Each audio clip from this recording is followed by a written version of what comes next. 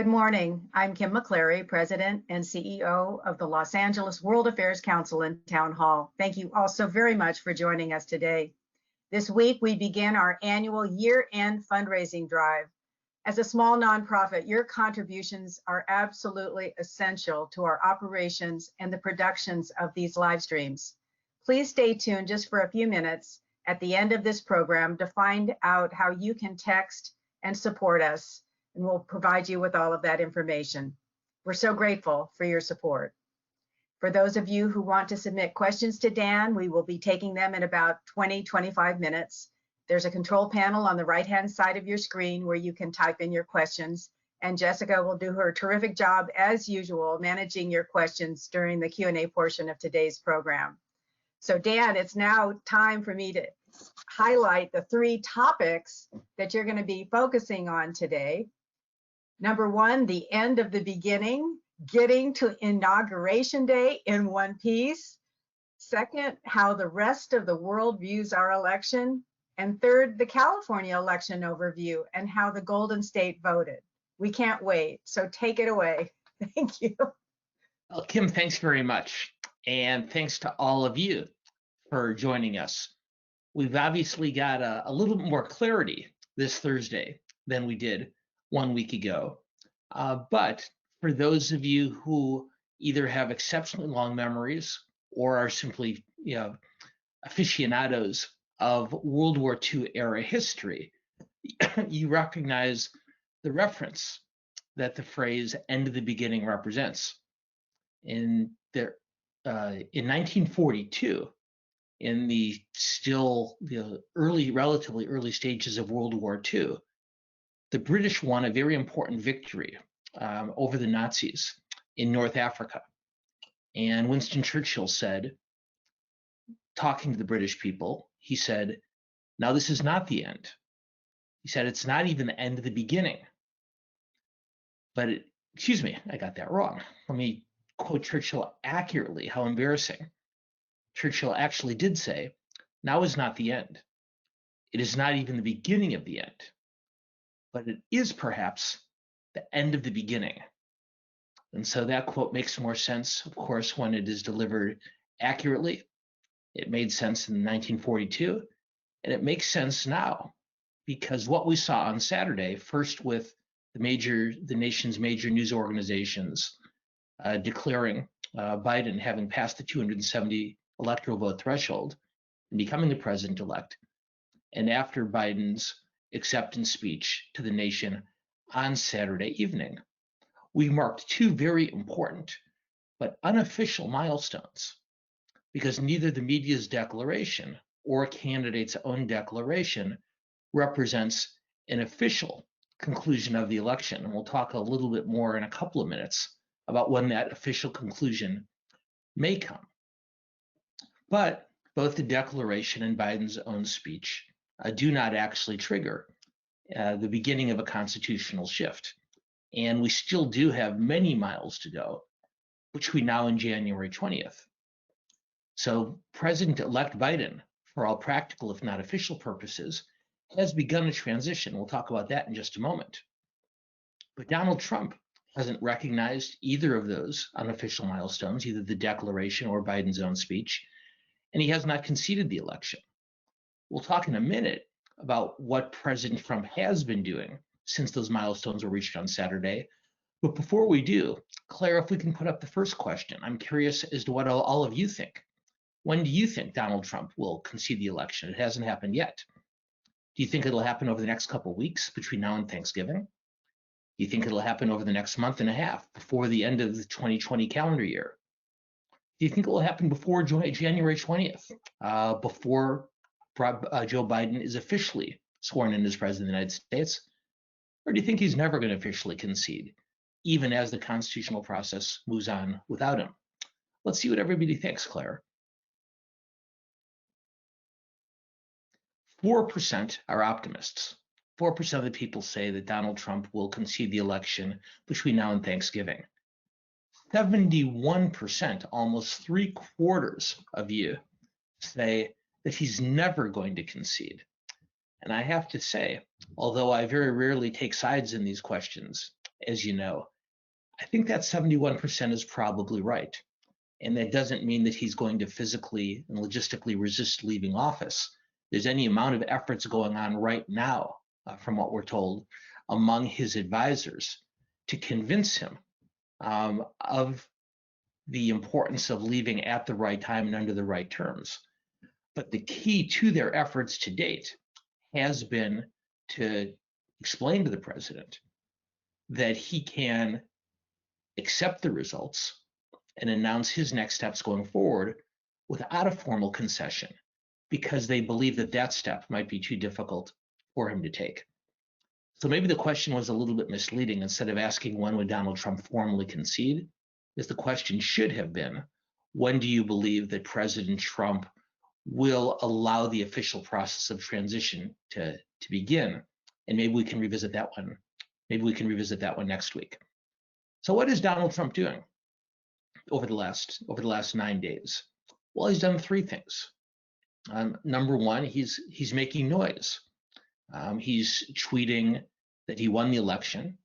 He and his allies have threatened and filed a number of lawsuits and are pushing for recounts in several states. Right now, the state of Georgia is the only one that is officially moving forward with the recount, but they believe that those ought to take place elsewhere as well. And on every front, in each of the 6 or 7 relatively contested states, they're alleging fraud. Now, my own opinion, and not just my opinion, but the opinion not only of leading Republicans, but of many of Trump's own advisors speaking without their names attached to the national news media, think that the lawsuits, the recounts, the fraud allegations, all the rest of it is mainly bluster. It's mainly bluster. That's the president rallying his own troops, perhaps buying some time to come to terms with the outcome himself, and not incidentally using it as a fundraising mechanism, because the president's supporters have been receiving a steady stream of emails asking for contributions to help fight for a recount and the overturning of the election. And what all of those emails designate in very, very small print at the bottom is that while some of the money will be used for legal challenges, most of it will be used either to retire the campaign's debt from before November 3rd, or alternatively, to fund President Trump's new political action committee, which he intends to use to help financially support Republican candidates in the future. So lots of noise, the tweeting, the fraud allegations, the lawsuit, but it's hard to see that really having a sizable, tangible impact. What else is Donald Trump doing? Well, a second front is of potential greater concern, and that's the official actions and inactions that he and the people around him have been taking. He has not yet authorized the General Services Administration to allow the transition to officially begin. And while the Biden apparatus has access to more than adequate financial resources, every day that they're not in a position to begin to interact with White House staff and the staff at each of the cabinet agencies and departments is a potential problem. President-elect Biden himself has said that at least to this point, it's not a big problem because they have so much access to recently departed Trump administration officials. But this really will, at some point, begin to endanger a traditional and seamless transition period. And we've already seen just in the last 24 hours, a small but growing number of Republican senators urging the White House to begin giving the president-elect daily national security briefings, which is something that has not yet taken place. So the president has not yet authorized the General Services Administration to allow the transition to formally begin. He has ordered preparations for his staff to begin preparing a budget proposal for the federal budget that would normally be presented in February. In all likelihood, it's a colossal waste of time because, of course, he will not be president in February. But this is yet another way of forestalling the official mechanism of a presidential transition. And perhaps of greatest concern is the president, over the last few days, has fired or reassigned any number of national security and defense personnel, including the Defense Secretary, Mark Esper. And there's all sorts of speculation as to what Trump is attempting to accomplish there. Most likely, smart people speculate, he may be looking for loyalists who will help him pull troops out of Afghanistan, out of Germany, and out of other places, creating potential national security challenges going forward. Less likely, but still plausible, is that he believes that these newly installed individuals will somehow help him forestall departure from office. I don't take that possibility as seriously yet. And what I'd encourage you to do is, after Secretary Esper and some of his top advisors have been dismissed, the person to keep an eye on is the chair of the Joint Chiefs of Staff, Mark Milley. Chair Milley, if you remember, last year did walk across Lafayette Park with the president for that ill-fated photo op where the president held up an edition of the Bible in front of the church across the street from the White House. But afterwards, Milley said that he regretted it and said that he did not understand what was going to be taking place. And apparently the president was very upset with him for Milley saying that he should not have done it. So keep an eye on the Joint Chief of Staff. He and his top brass, if you will, I think are the keys to a peaceful transition at this point. And if the president were trying to dismiss the chair of the Joint Chiefs of Staff, then possibly the concern over the transition might escalate to the next level. But for now, we probably should assume that these personnel changes have more to do with policy, as troublesome as they might be for an incoming Biden administration, but not a threat to the transition itself. And then third, in addition to making noise about the outcome of the election, and in addition to these more substantive challenges that we just discussed, third, the president is apparently already beginning to discuss privately what he will do next. And there are two main foci of speculation. One is that he wants to start his own media company. President Trump is apparently furious with Fox News. He's becoming increasingly irritated with them over the last couple of years because he doesn't think they cover him as favorably as he believes they should and as he believes they once did. And he's especially angry with them for calling the state of Arizona, we talked about this last week, on election night. And he seems to be very, very focused on the possibility of starting a new media organization, a more conservative media platform than Fox, to compete with them, or to acquire an existing media concern. In either way, to create his platform for his own goals going forward, which there's increasingly speculation that he, for the president, is already considering running for the office again in 2024. So the challenge, so three things going on. And my advice is not to pay a lot of attention to the noise about the recounts and the legal challenge and so forth. Pay much greater concern to the more substantive aspects of the transition. And in fact, as I said earlier, we have Republican United States senators believing that Biden should begin to receive the national security briefing and keep an eye on that.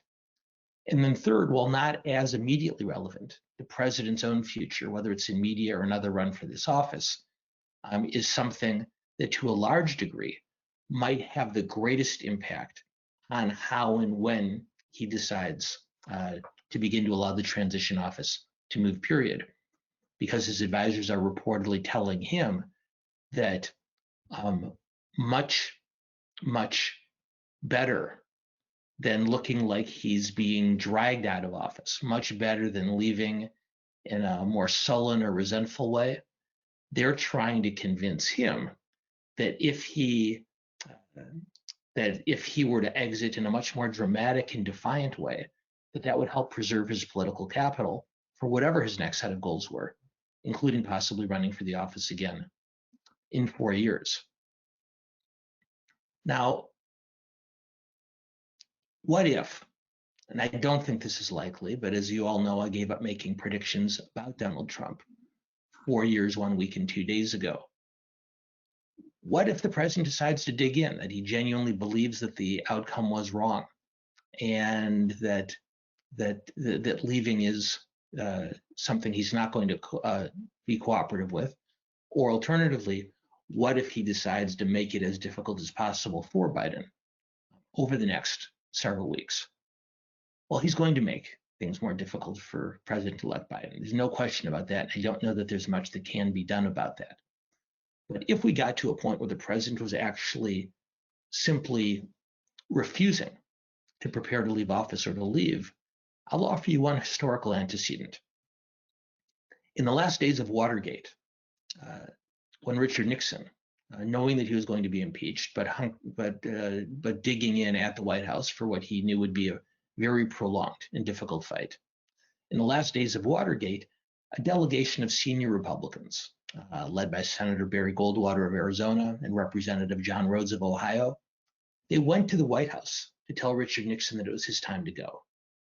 Now, it's impossible to think, implausible, you can choose the word, implausible to think of Mitch McConnell and Kevin McCarthy having the same type of conversation with Trump. And it's even harder to imagine Trump taking the advice, that kind of advice from them or from any other politician. But I would argue this, I'd suggest this.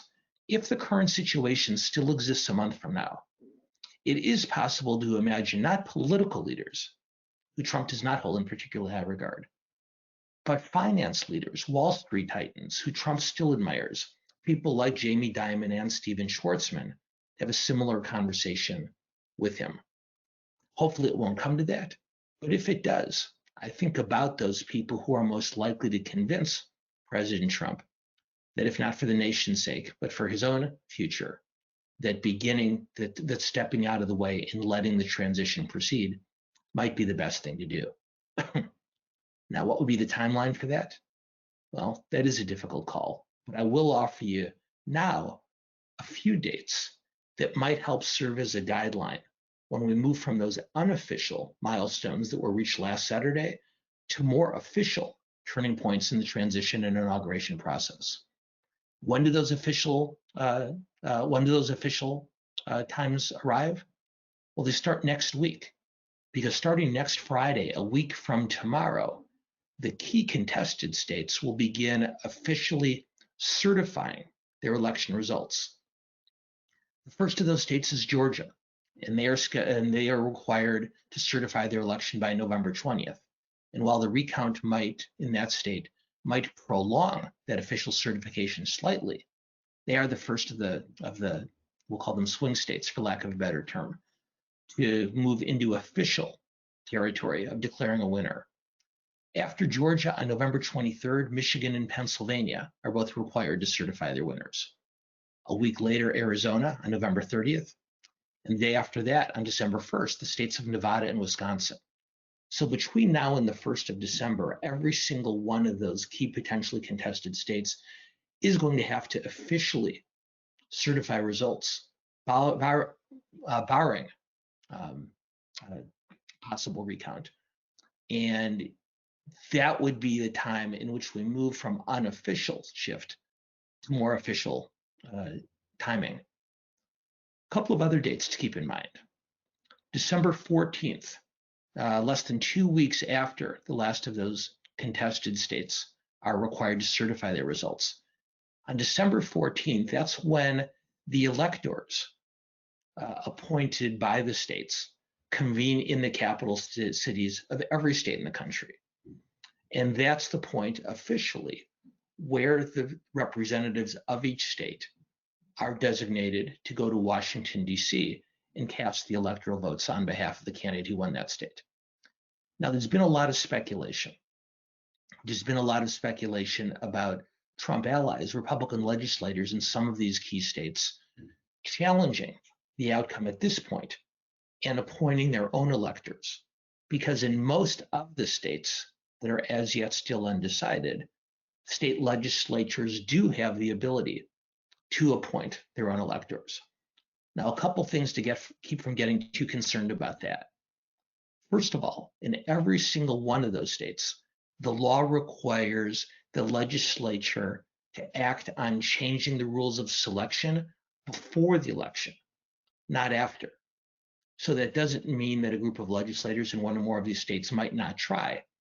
The law in every single one of these states is very clearly against them. It says if the legislators are going to take over the appointment process, they have to designate the reason and means for doing so before the election takes place rather than after.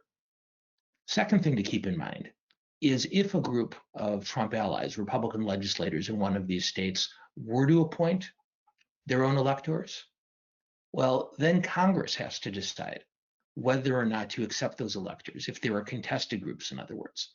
So in other words, let's say a Democratic governor, such as exists in Michigan and Wisconsin and Pennsylvania and North Carolina, were to decide that the Republican legislators in that state were appointing electors inappropriately, then two groups of electors would go to Washington.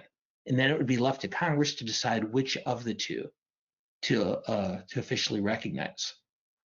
If Congress can't decide, because we have a split now between a Democratic House and a Republican Senate, if Congress could not decide amongst itself which of those groups to designate, then ironically enough, it goes back to the state's governor. And in all of these contested states, with the exception of Arizona and Georgia, while there are Republican legislators, there's a Democratic governor. So I know that was pretty complicated, but if you follow me through that, if Republican legislators decided to appoint their own electors to support Trump, and if Congress was not able to decide between those electors designated by Republican legislators and a Democratic governor, if Congress couldn't decide, then it would go back to the governor to make that decision, which means in more than enough states to give Joe Biden 270 electoral votes, that Democratic governor would ultimately be the last voice of authority. Now, there's certainly court challenges that could ensue after that, but these would be court challenges to overturn decisions as opposed to implement them. And as we talked about last week, the circumstances under which the courts would intervene under these circumstances looks fairly unlikely. One other date to keep in mind, and I realize that this is taking a little bit longer than most of our topics do, but obviously this is really important stuff. And so I'll try to wrap it up in the next couple of minutes.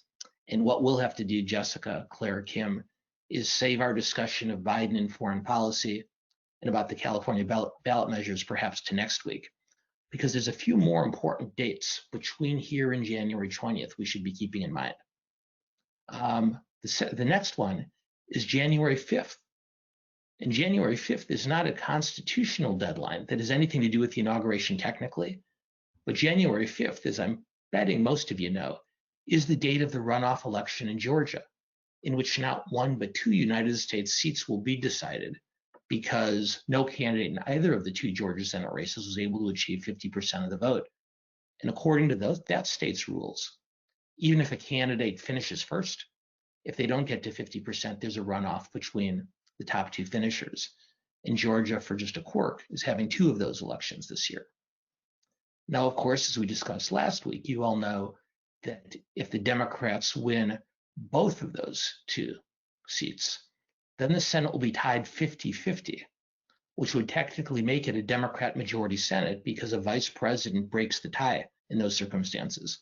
And Vice President Kamala Harris would, of course, side with the Democratic 50 senators.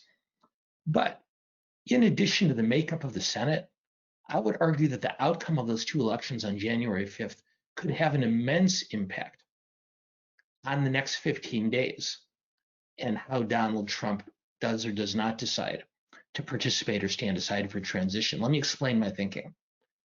In addition to the actual balance of the Senate, whether it's 50-50 or 51-49, whatever it happens to be, if one party or the other wins both of those Senate seats less than 2 months after the presidential election, that will have a huge symbolic value and have an immense psychological impact on leaders and voters of both parties.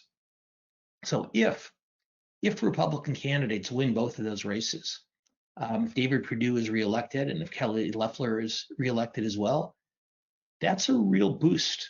It's a real emotional and psychological boost for President Trump and his advisors.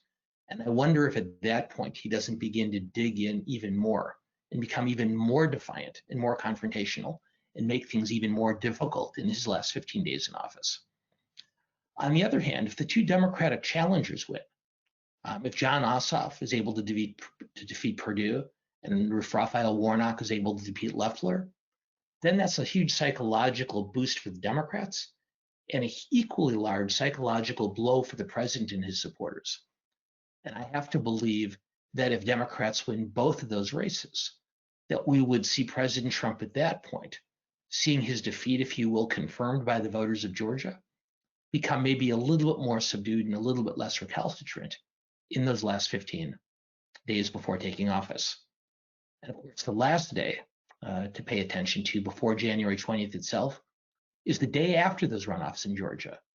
Just by a quirk of the calendar, less than 24 hours after the voters of Georgia pick their next two senators, Congress will convene in order to recognize the electors from each of those states. At that point, the Senate is overseen by Vice President Mike Pence, and he will either be overseeing his own reinstallation as vice president, very unlikely, and much more likely be in the very awkward circumstance that Al Gore faced in 2001 of presiding over a vote counting in which he and the president are replaced. So two questions for you, and then we'll open it up to two poll questions for you, and then we'll open it up to the conversation in just a minute or so. So let's talk about those Georgia runoffs. Thank you, Claire. Given the import of those races, not just in terms of balance of the Senate, but the symbolic and psychological impact on both sides, what do you think is going to happen? Do you think both Republicans will win, both Loeffler and Perdue? Do you think both Democrats will win, both Warnock and Ossoff? Or do you think it'll be a split? I know we generally don't ask you to make a lot of predictions on this one, but this is an interesting one. So what do you think is going to happen? Well, look at that. Yet another inconclusive outcome. And just like we learned last week how divided the country is, it sounds like most of you have decided that the state of Georgia is just as divided as the rest of the country, which is understandable given the very close count in the presidential vote there. A little bit less than a quarter of you said that one party would win a decisive victory there. More than half said that it would be an even split, which incidentally would mean that Republicans would win control of the United States Senate or maintain control of the United States Senate by the barest 51-49 margin. And we can talk more next week about what that might mean. But I'm going to put up one more question for you, and this is a little bit more philosophical. If Donald Trump is convicted of federal crimes, and of course there's all sorts of speculation that he might pardon himself on his way out of office.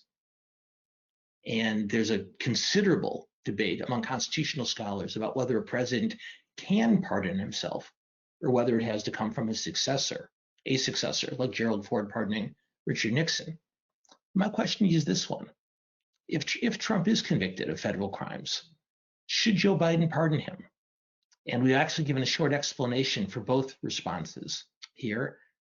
And we're interested in whether you think, yes, Biden should pardon him, if only in the name of national unity and reconciliation and putting a badly divided country back together.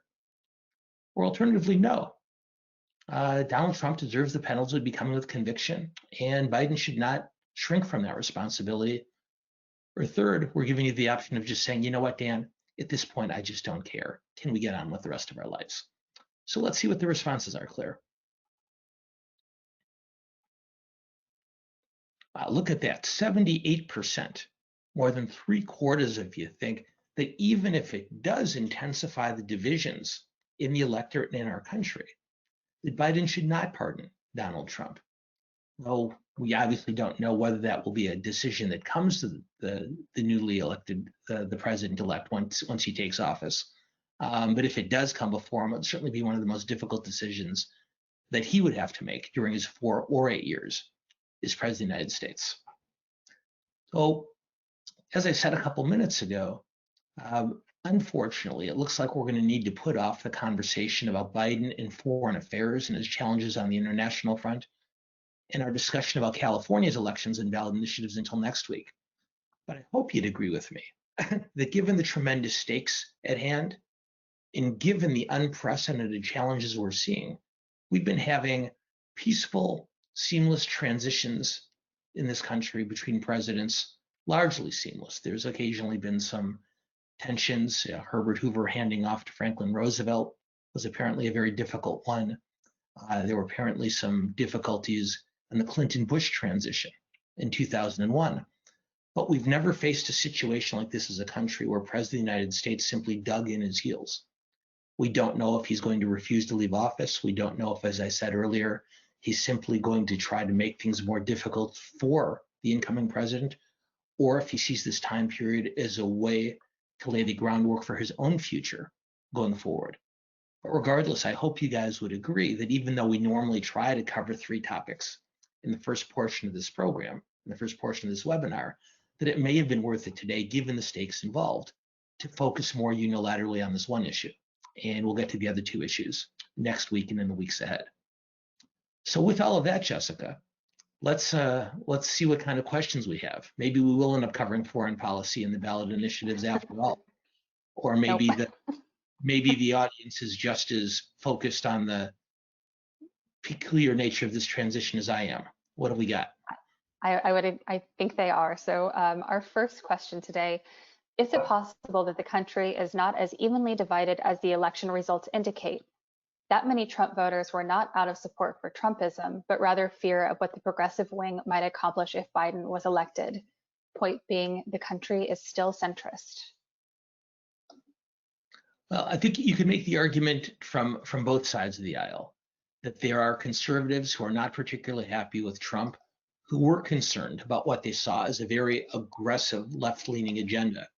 And there's already a pretty notable and public fight that's taking place in the Democratic House caucus between moderates and progressives about whether one faction or the other is responsible for the party's shortcomings on Election Day.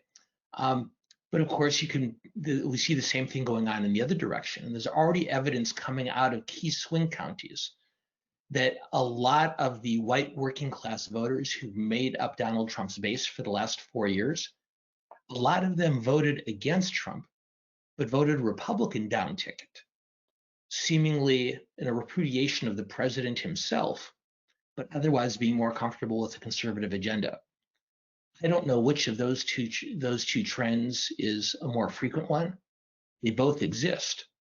I think it's difficult for me, at least, to look at the results of last week, regardless of voters' motivations on both sides, and come to a conclusion other than the fact that we are still a very closely and very deeply divided nation. Thank you. Was the news of the vaccine deliberately withheld until after the election? And if this was announced before, do you think it would have affected the outcome? Well, this is an argument that the president himself has already made.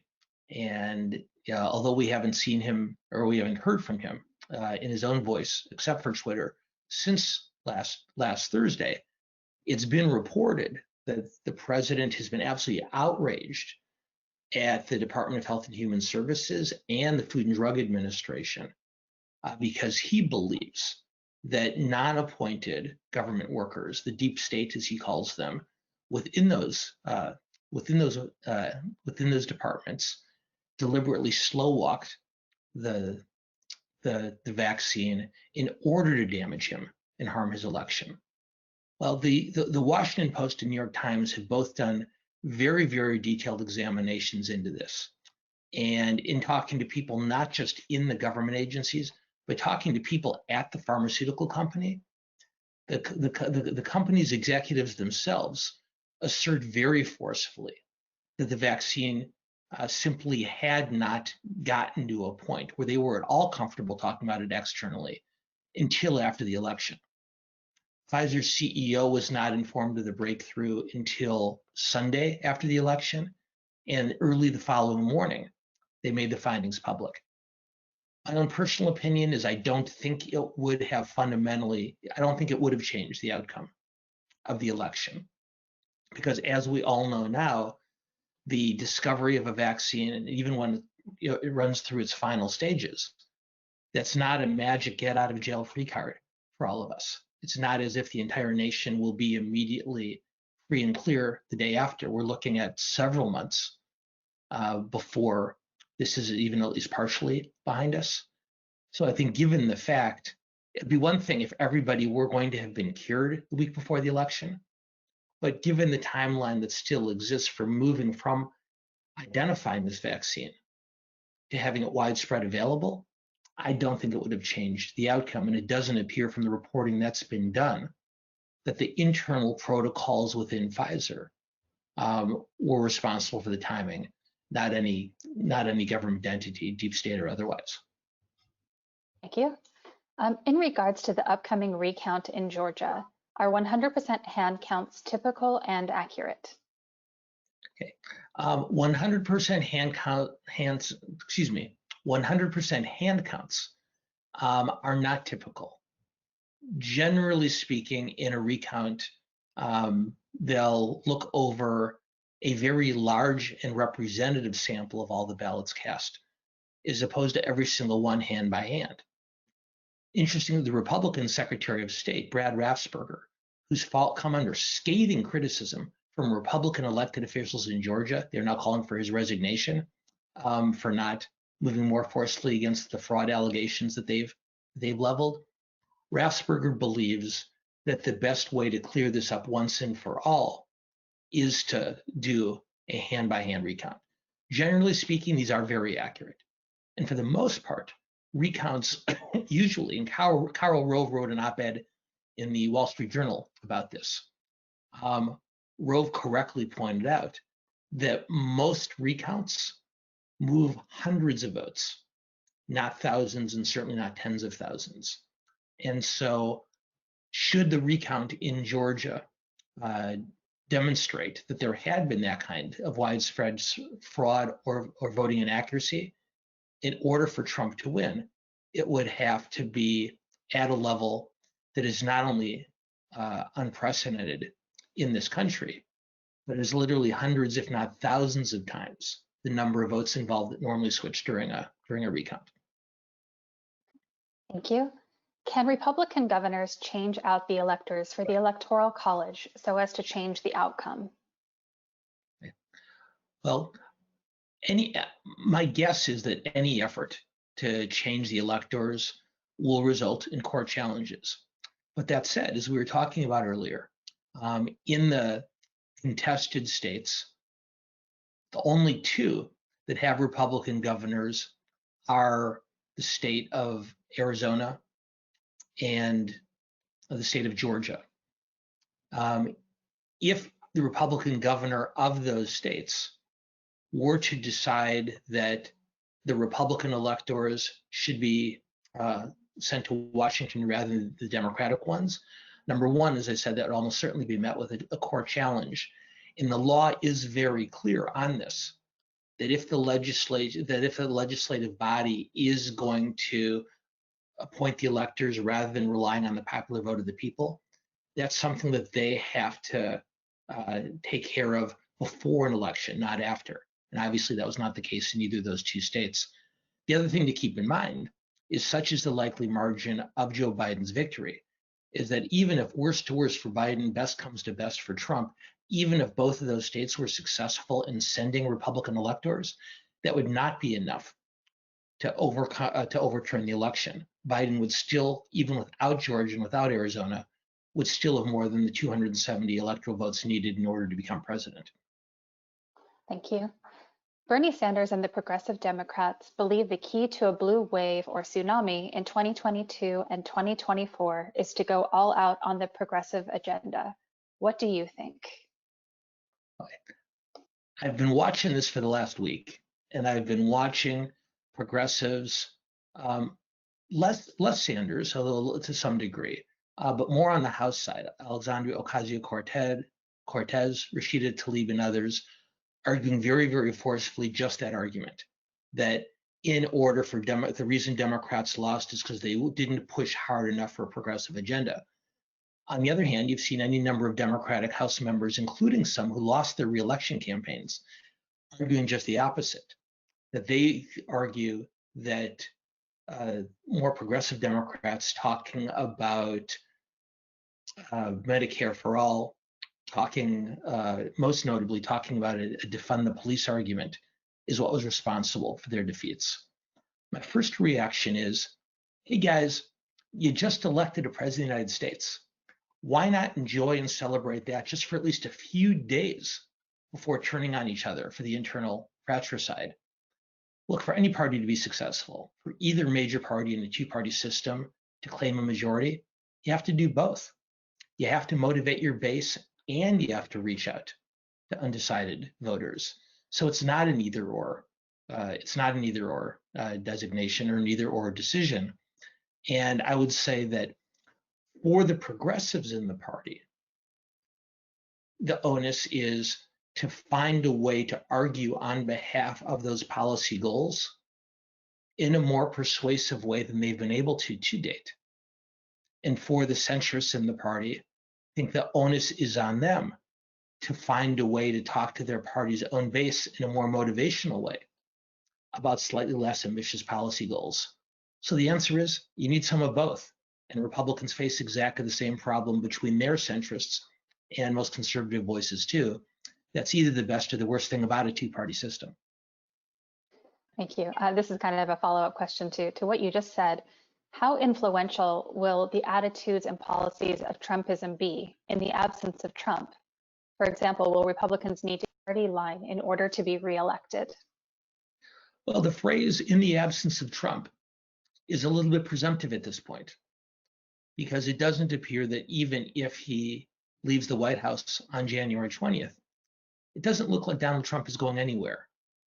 Whether he officially runs for president or not in 2024 or not, he will be the dominant voice in the Republican Party for as long as he chooses to be.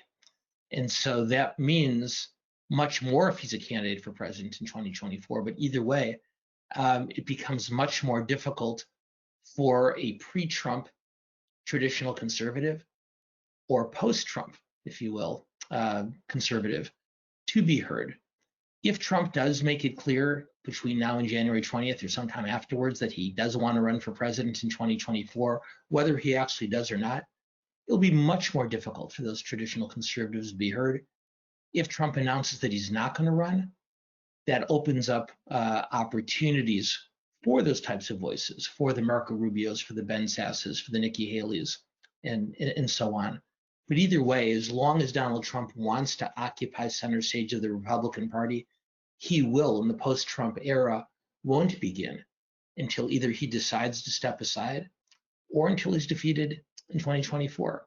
But just because he lost the presidential election does not mean that Donald Trump has lost the Republican Party. Far from it. Thank you. This one touches a bit on foreign policy. What are we and the world to think of a Secretary of State announcing that he's preparing for a second Trump term? Well, I think most of the world at this point, with certain exceptions, most of the world has moved on from President Trump at this point. Now, Biden has not received congratulations from Russia and from China. He hasn't received congratulations from Brazil or from North Korea, but that's pretty much it. Germany, France, Great Britain, Japan, South Korea, Israel, these countries have all reached out to Biden to congratulate him. And so, certainly, if the president makes military or world security decisions of a complicating nature, they are very aware that that kind of thing could happen over the next several weeks. But for the most part, language out of the president or the president's appointees is of less concern to them at this point. Because if you look at the way that they have begun reaching out to Biden in the aftermath of his speech on Saturday night, it's pretty clear that while they're not going to take on Trump forcefully, they're not going to be paying as much attention to him as they have in the past, between now and January 20th, unless they absolutely have to.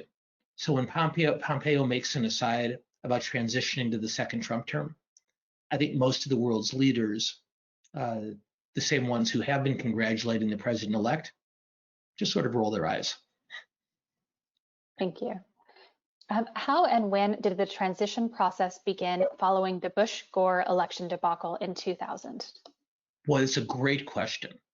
And because the 2000 election, as all of you know, was not decided until mid-December, the transition could not begin.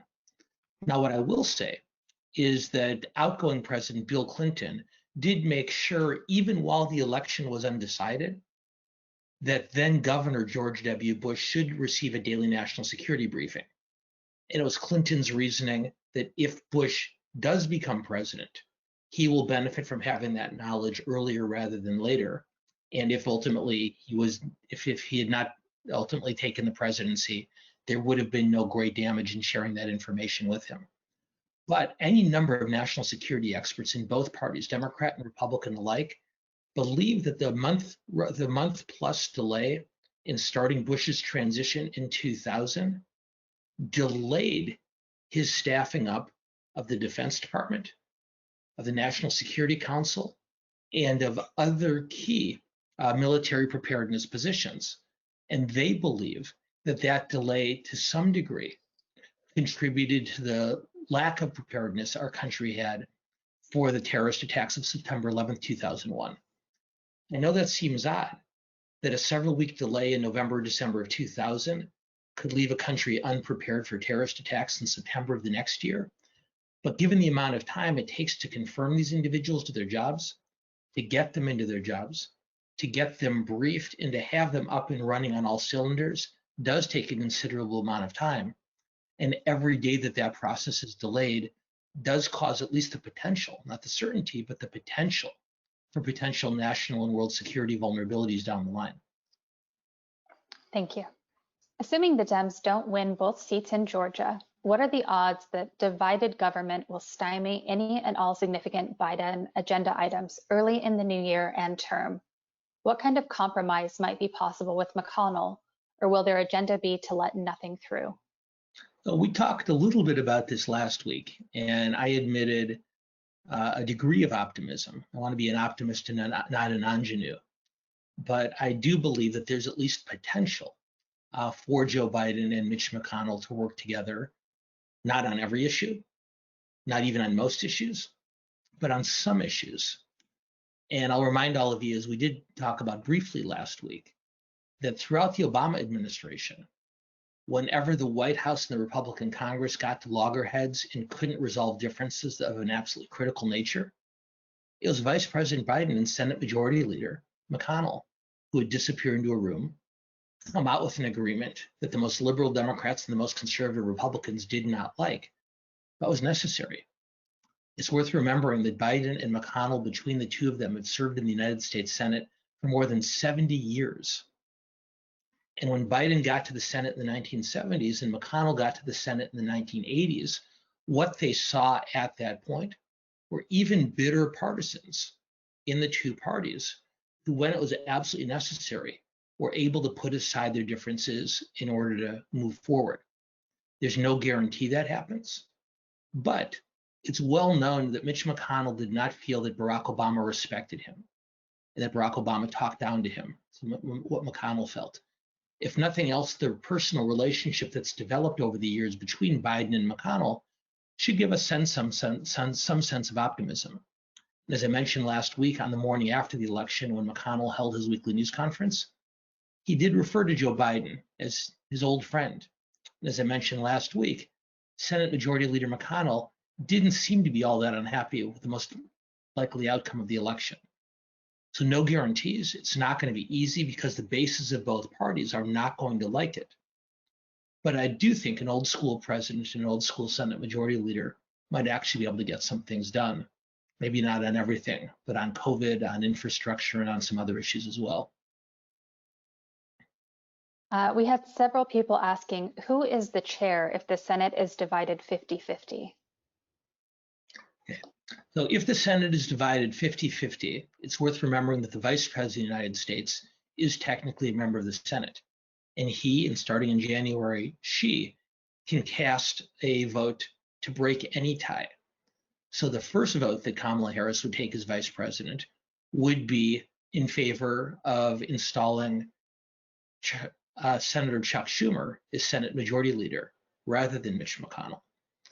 After that, it becomes the responsibility of the Senate Majority Leader to appoint committee chairs, whether on the basis of seniority or for other qualifications. So if there is a 50-50 tie, the Harris vote for Schumer would allow Schumer, as the majority leader, to appoint chairs to all of that body's committees.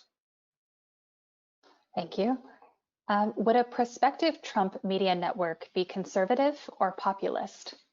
It depends. At the risk of paraphrasing Bill Clinton, it depends on what the definition of conservative is. So Donald Trump, as we know, is not a traditional conservative by any stretch of the imagination. He's redefined conservatism, as the questioner correctly references, in a very populist way and in a very unique way for other reasons.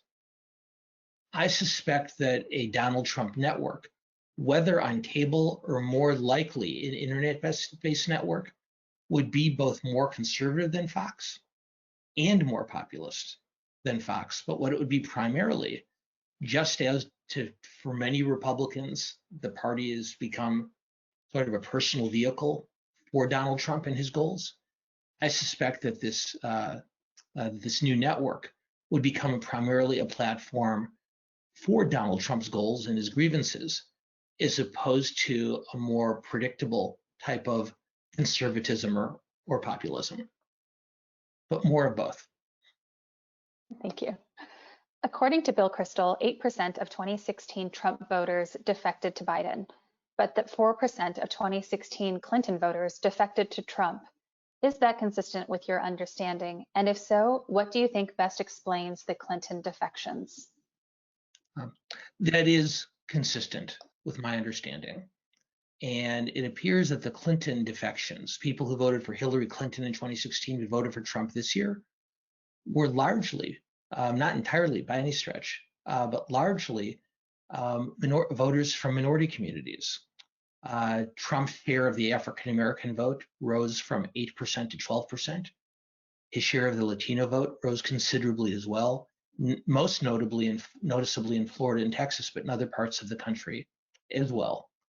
And he also was able to peel off a small number, I want to emphasize, a small number of young people, not from communities of color.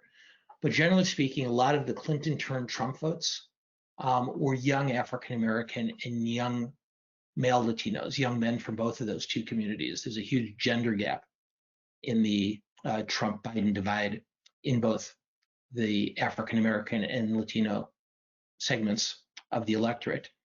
And then Biden, many of the votes that he won a lot of seniors who had voted for Donald Trump. He won a lot of suburbanites, college-educated women in particular, who had voted for Trump. And he peeled off some of those white working class voters who've been such a reliable portion of the president's base. Most notably, Biden was able to convince a impactful number of Catholic voters to switch from Trump to Biden. And that's a longer conversation for another day. But one of the most fascinating things about this election is that Trump lost a small amount of evangelical and fundamentalist voters, but a very sizable number of Catholic conservatives. Thank you. Won't Trump be too old to run in 2024? Well, I don't know what too old to run means. I'm old enough to remember that people asked the question about whether Ronald Reagan should run for president, even though he would be in his early and mid 70s if he served a full term in office. But look, as healthcare advances, as the average lifespan advances, what's too old has very much changed.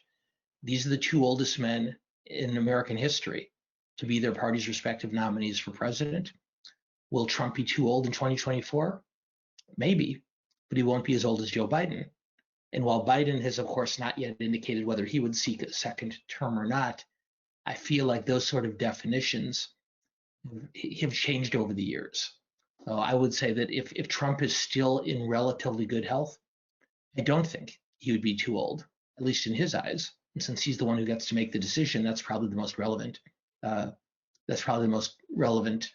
Basis for a decision. Thank you. Once upon a time in the 1960s and 70s, the Midwest and mountain states, Montana, Idaho, North Dakota, South Dakota, Iowa, Nebraska, and Oklahoma, were represented by Democratic senators. what happened over the past 50 years? That's a long, long time frame, and I know we don't have that much time, but maybe you have some insight. I'll offer a brief answer, and once again, this is might be one of our full topics for a future webinar. Well, for most of the 20th century, the American people voted primarily based on their own economic interests. People of greater economic means voted Republican. People of less economic means voted Democrat. And a lot of the working class voters in all the states that the questioner referenced, and others as well, voted Democrat out of economic allegiance. And toward the end of the 20th century, the two parties began to resort. And as some of you have heard me talk about before, starting in the 1990s, well, you could even argue it started before that, but in the latter part of the 20th century, both parties began making considered appeals to voters not on economic matters, but on cultural issues.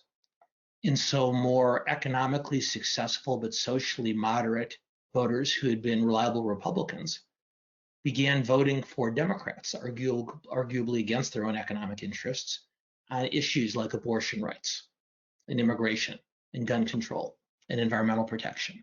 At the same time, a lot of working class voters, and we saw this most notably with Donald Trump, but it's a trend that had been going on for half of a century. More and more working class voters began voting not on their own economic interests, but voters who tended to be more culturally conservative began to align with the Republican Party on issues like abortion and guns and immigration.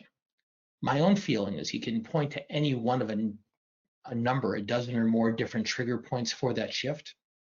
But I think the two most persuasive ones are both the unrest of the 1960s drove a lot of blue-collar working class voters who were more culturally conservative from the Democrat to the Republican Party, and the decision on Roe versus Wade drove a lot of more religiously inclined working class voters from the Democrat to the Republican Party. It took a little bit of time for Bill Clinton and other smart Democrats some years later to begin reaching out to those economically successful, socially moderate voters. But since the time period that the questioner is talking about, the two parties have essentially traded. Most voters in America no longer vote primarily on economic interests, but on cultural and social affiliation, which is the primary reason for the transformation that he or she's asked about. Great. Thank you so much, Dan. I know we're at the end of the hour, so I won't take any more of your time, but thank you all to our audience who joined us again this week, and we'll try to get to more questions next week. Jessica, thank you so much. Dan, that was terrific. And for all of you who enjoy Dan's programs, he's doing two programs for us next week. On Monday, he's going to do a post-election analysis with Jennifer Kavanaugh. And of course, next Thursday, we'll get to a lot of these questions, at least some of them that we didn't get to today. So Dan, thank you so much for your time. We all treasure your expertise and your guidance through these very historic times. So thank you. For our viewers, if you're enjoying Dan's programs and our live streams, please help us with our annual giving campaign. Please type Dan's name, Schnur, to the number on the screen and give what you can to help us keep these going. Also next week on Tuesday, we have a conversation with the Ambassador of the Republic of the Philippines. And on the 18th, Iran and the future generation of activism. So please go to our website, register today, become a member, and thank you so much for your ongoing support. Please stay safe. Dan, we'll see you Monday. Can't wait. Kim,